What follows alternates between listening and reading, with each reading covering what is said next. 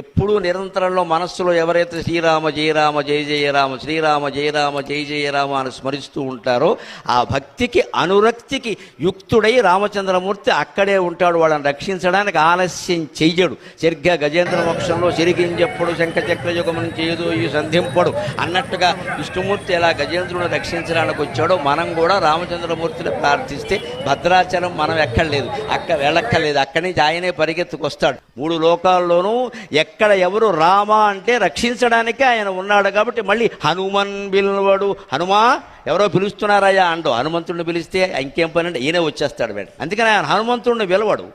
ఈ ధనుస్సును కూడా పట్టుకోట. ఎప్పుడు కోదండరాముడు కోదండరాముడు అని పేరు ఆయనకి. కోదండం లేకుండా రాముడు ఉంటాడు. కానీ అటువంటి ధనుస్సు కూడా చెప్పడు. ధనుస్సుతో పని ఏమిటండి భక్తుడిని రక్షించడానికి?